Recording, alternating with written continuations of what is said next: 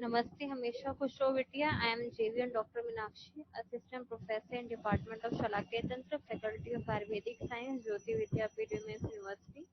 आज हम डिस्कस करेंगे अदर प्राइमरी हेडेक्स। इससे पहले हमने हेडेक के इंट्रोडक्शन डिस्कस किया था, उसके बाद हमने 4 प्राइमरी हेडेक्स का क्लासिफिकेशन पढ़ा था। उसमें फर्स्ट था माइग्रेन, उसके हमने सेपरेट टॉपिक ज़्यादा डिस्कस किया है। फिर हमने tension type headache, PAC discuss किए हैं। Now comes the other primary headaches, जो कि 4 टाइप ऑफ हेडेक्स थे। ठीक, इसमें आते हैं आपके हेमिक्रेनिया कॉन्टिनुआ। ठीक है, the following diagnostic criteria given for hemicrania continua. तो अगर इसमें फॉलोइंग आपको करेक्टरिस्टिक्स मिलते हैं, headache for more than 3 months fulfilling other 3 criteria. ठीक है, तो इसमें आपको क्या मिलेगा, 3 महीने से ज्यादा तक पेशेंट का हेडेक लास्ट करता है और नीचे 3 क्राइटेरिया दिए हैं, वो तीनों क्राइटेरिया प्रेजेंट होंगे, then only we can call it hemicrania continua.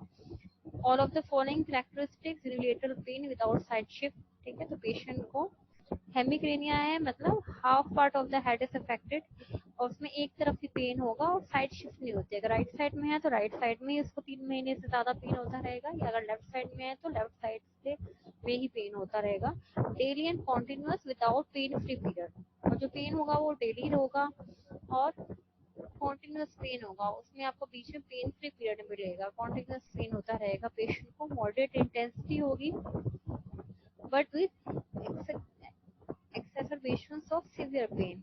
ठीक है, तो बीच में आपको मॉडरेट एक्सटेंट का पेन होता है, लेकिन बीच में उसमें अटैक्स हो सकता है, सीवियर पेन एक्सरबेट कर सकता है। ठीक है, at least one of the following autonomic features occurs during exacerbations and acceleral to the site of pain। ठीक है, नीचे 3 इन्होंने फीचर्स बताए ऑटोनॉमिक फीचर्स, उनमें से कोई एक भी अगर फीचर प्रेजेंट हो सकता है जिस टाइम पे पेन का एक्सरबेशन हो रहा है, और जो पेन हो वो सेम एक्सीलेटर साइड में, same side of the pain में आपको फीचर्स मिलेंगे, यानी कंजक्टिवल इंजेक्शन एंड और लैक्राइमेशन। ठीक है, कंजक्टिवल कंजेस्टेड मिलेगी, टीयरिंग होगी, और नेजल कंजेशन एंड और rhinorrhoea.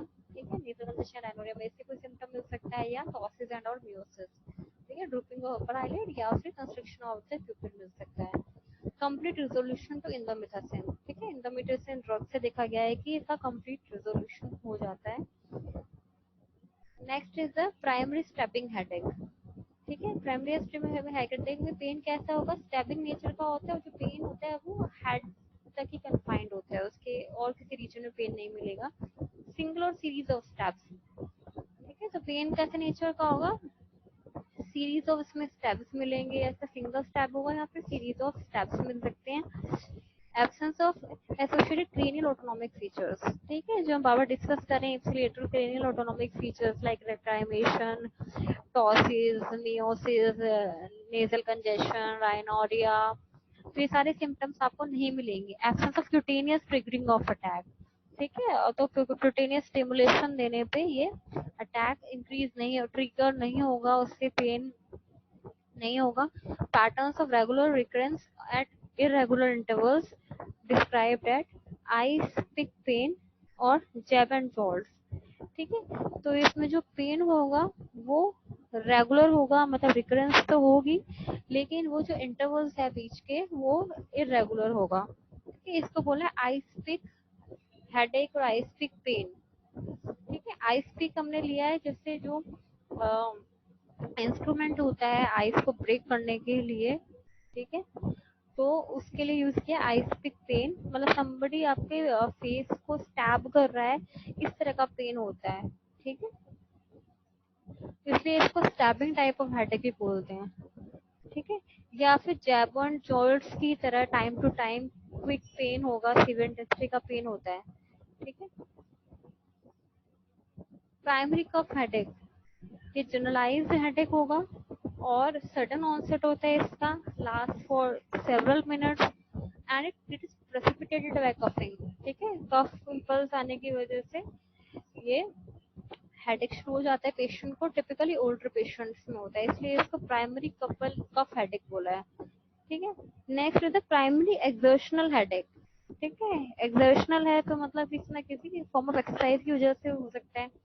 features to both cough headache and migraine precipitated by any form exercise.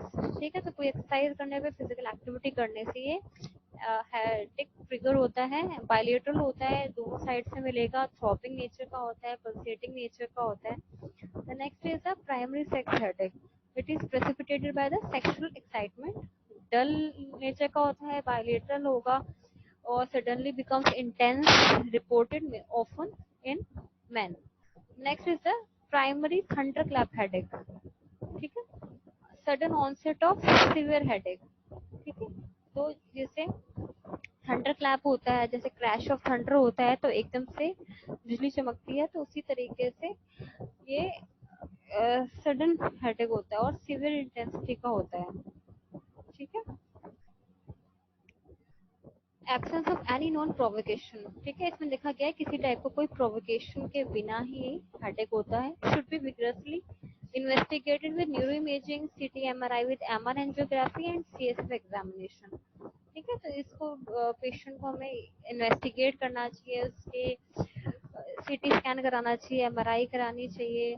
ठीक है, एमआर एंजियोग्राफी करानी चाहिए और साथ में सीएसएफ का भी एग्जामिनेशन करना चाहिए. Last type of other primary headache is the hypnic headache.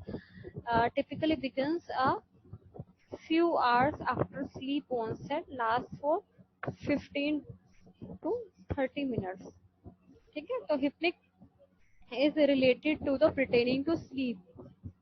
ठीक है, तो स्लीप ऑनसेट के कुछ टाइम बाद ये शुरू होता है और 15 मिनट से लेकर आधे घंटे तक स्टे करता है. पेन मॉडरेटली सीवियर होता है, जनरलाइज पेन होता है और मेनली फीमेल पेशेंट्स में होता है और 60 की एज के बाद शुरू होता है. Photophobia, nausea usually absent. ठीक है, तो इसमें ना पेशेंट्स को कोई अवर्जन टू लाइट होता है, नो नोजिया वाले सिम्टम्स मिलते हैं. Major secondary consideration poorly controlled hypertension. ठीक है, तो इसमें आपको देखना है कि पेशेंट को ऐसा तो नहीं है कि हाइपरटेंशन है, वो कंट्रोल में नहीं है, तो वो आपको चेक करना है. ठीक है, तो here completes our other primary headaches. This session is covered by digital version 2.0 Jyoti Vidyapeeth women's University. I hope you are satisfied with my digital session. If you have any query, please mention in the comment box. I will resolve it soon. Thank you so much. Namaste, हमेशा खुश रहो बिटिया. I am JB and Dr. Minakshi, Assistant Professor in Department of Shalakya Tantra, Faculty of Ayurvedic Science, Jyoti Vidyapeeth women's university. आज हम discuss करेंगे anatomy of external ear. ठीक है, तो सबसे पहले समझना इम्पोर्टेंट है what is ear. Ear are the paired sensory organs comprising the auditory system involved in detection of sound and vestibular system involved in maintaining balance of the body. ठीक है, तो ईयर पेयर्ड सेंसरी ऑर्गन्स होते हैं, 2 ears होते हैं and they are the sensory organs. और इसमें 2 system involve होते हैं ईयर्स में, एक तो ऑडिटरी सिस्टम, एक वेस्टिबुलर सिस्टम. तो ऑडिटरी सिस्टम होता है डिटेक्शन ऑफ साउंड के लिए और वेस्टिबुलर सिस्टम होता है बैलेंस ऑफ बॉडी को मेंटेन करने के लिए. ठीक है, तो ईयर के 3 पार्ट्स होते हैं. ठीक है, external ear first part, second part is middle ear and third part is the inner ear. Here is an image of the ear in which they have shown the outer ear, which is external ear, then the middle ear and then the internal ear. So here comes the anatomy that is of external ear. There are 3 parts mainly. Anatomy includes 3 parts.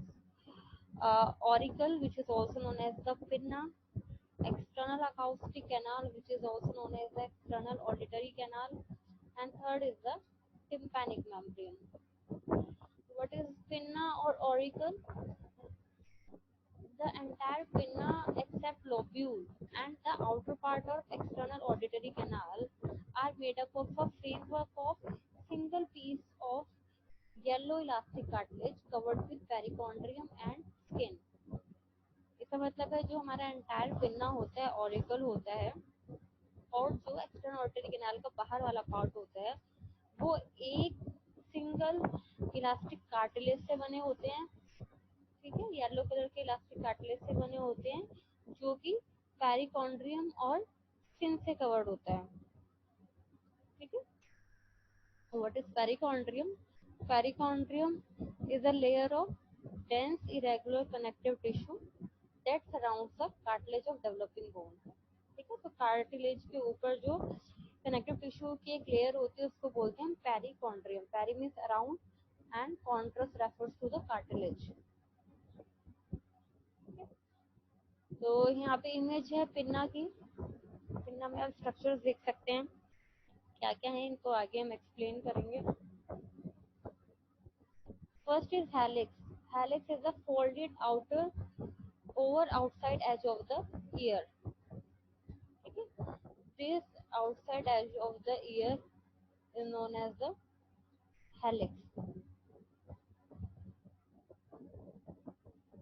Then antihelix, it forms a Y shape where the upper parts are superior crux and inferior crux। This Y shaped structure is called the antihelix and it has two crux, superior crux and inferior crux। Superior crux is to the left of the fossa triangularis in the diagram and inferior crux to the right of the fossa triangularis in the diagram। This is the fossa triangularis, so triangular fossa. To the left side of that there is superior crux and it is the inferior crux to the right of the triangular fossa। Then the fossa triangularis, it is a depression in the fork of the antihelix। Okay, this is the fork of the antihelix।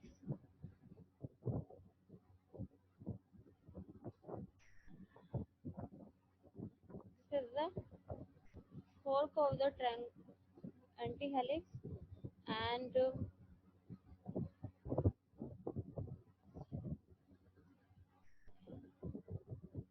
between these two there is a space is a fossa called the triangular fossa।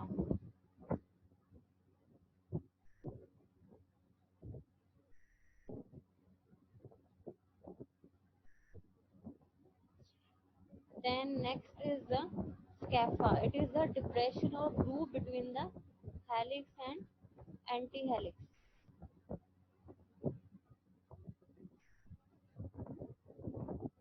Scapha, it is the groove between the helix and antihelix।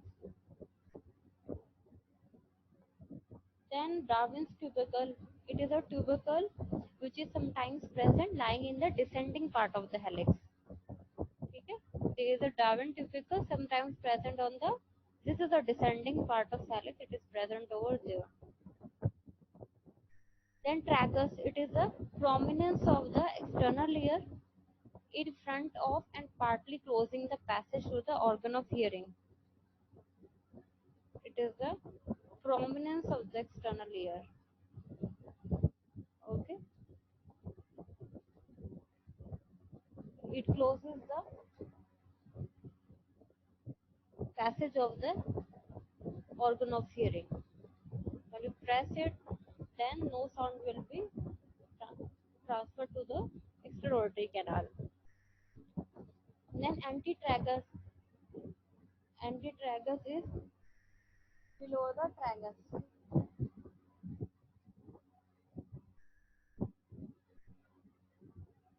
This is the antitragus, okay, below the tragus। Then incisura anterior oris or intertragic incisure or intertragic notch is the space between the tragus and antitragus। This is the intertragic notch। Then crus of the helix is just above the tragus। This is the crus of the helix, it is just above the tragus। Then concha is the hollow next to the ear canal। This is the concha।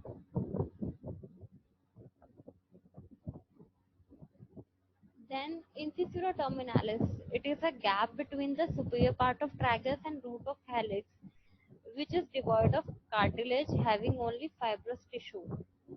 Endoral approach incision is made on this area, will not cut through the cartilage in surgery of external canal and mastoid. ठीक है, तो superior part of tragus और ये root of helix में यहाँ पे होता है इंसिसुरा टर्मिनालिस. ठीक है, तो एंडोरल अप्रोच अगर हम सर्जरी करनी होती है तो हम इंसिजन यहाँ पे यूजुअली इंसिजन लगाते हैं जब हमें एक्सटर्नल ऑडिटरी कैनाल और मेस्टोइड की सर्जरी करनी होती है. ठीक है, ये यहाँ पे कार्टिलेज प्रेजेंट नहीं होता एट द इंसिसुरा टर्मिनालिस. ठीक है, इसका आगे का पोर्शन हम नेक्स्ट सेशन में कवर करेंगे. Thank you so much. This session is powered by digital version 2.0 Jyoti Vidyapeeth women's University. I hope you are satisfied with my digital session. If you have any query, please mention in the comment box. I will resolve it soon. Thank you so much.